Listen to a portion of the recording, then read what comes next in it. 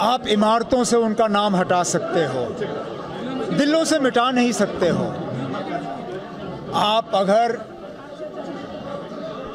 SKICC से शेर कश्मीर का नाम मिटाओगे या क्रिकेट स्टेडियम से मिटाओगे या अस्पताल से मिटाओगे, कोई फ़र्क नहीं पड़ेगा, क्योंकि जैसे मैंने अपनी तकरीर में कहा, सच आप छुपा नहीं सकते हो। चीफ जस्टिस ऑफ इंडिया ने ही उस सच को लोगों के सामने दोबारा जिंदा किया। हटाइए आप बिल्डिंग से, आज हटाओगे कल दूसरी हुकूमत आएगी, वो वापस लगाएंगे। लेकिन ये याद रखना, शेर कश्मीर का नाम हटेगा नहीं।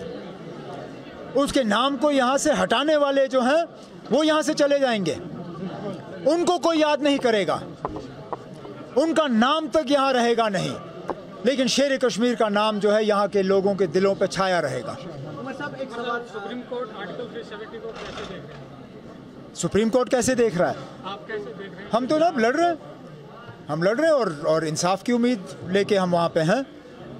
जैसे मैंने अपनी तकरीर में अभी कहा, हमने अपनी तरफ से कोई कसर बाकी नहीं रखी।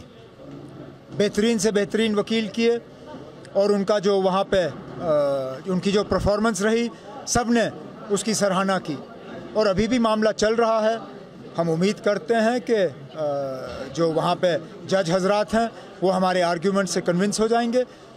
अभी काफ़ी लंबा चलेगा, लेकिन हम इंतज़ार में हैं। एपटेक पे इंक्वायरी आपकी मुकम्मल हुई नहीं, कोई लिस्ट आपका बना नहीं, अब आप TCS को इसमें घसीट रहे हो ना।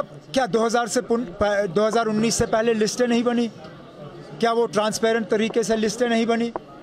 क्या उसमें लोग रिक्रूट नहीं हुए? मुख्तलिफ हुकूमतों ने यहाँ पे रिक्रूटमेंट की है। आखिर ये क्या बात है कि इस हुकूमत से गवर्नर रूल में रिक्रूटमेंट ये कर नहीं पा रहे हैं? आपको TCS लाने की ज़रूरत नहीं है। जो पुराना आपका तरीका रहा है SSB का, JK जो आपकी सर्विस सिलेक्शन बोर्ड और पब्लिक सर्विस कमीशन है, उसको मजबूत करिए, उसमें सही लोग लाइए। आप सही लोग उसमें बिठाओगे, काम खुद ब खुद ठीक हो जाएगा।